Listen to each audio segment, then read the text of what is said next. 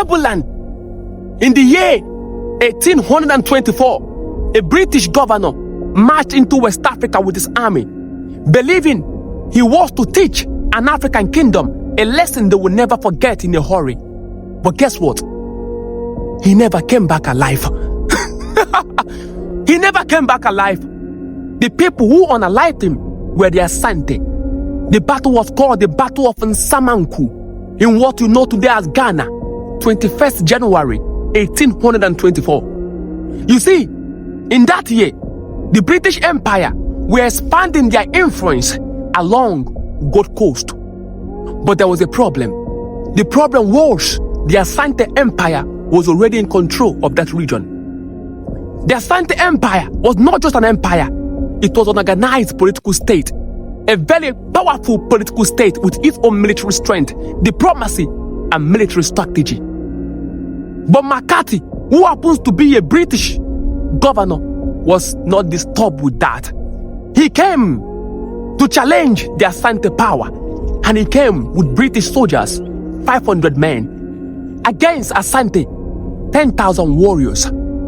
But he was unperturbed with the number. Why will he be disturbed? The Asante warriors had spears and shield.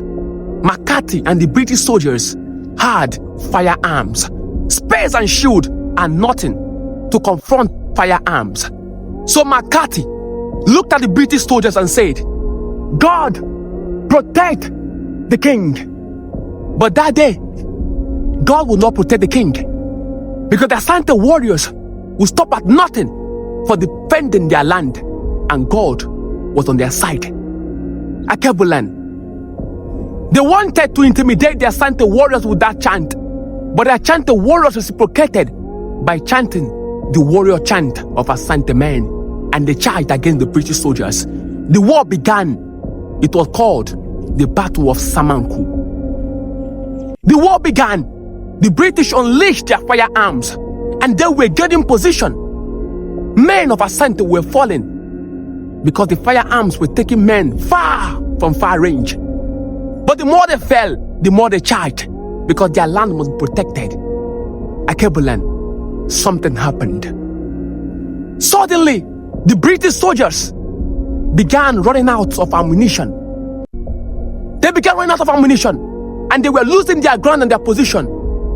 And then history recorded that the supplies that were coming to the front line to the British, they found out that their weapon, ammunition, was mixed with pasta. And that was a mortal mistake. The Asante warriors charged against them, held them down. The British governor, Sir Charles MacCarthy, decided to take his own life because he feared that he would be captured and tortured. He took his own life. He died, and the British army were crushed. Akebuland, African warriors defeated the British soldiers on the 21st of January 1824 at the Battle of Nsamankow. So when they want to tell you that Africa was an empty land waiting to be acted upon by European powers, remind them of the Battle of Nsamankow. That Africa had empires, we have kingdoms. Most importantly, I want you to understand that this was not just a battle between an European country and some disorganized group of Africans. No.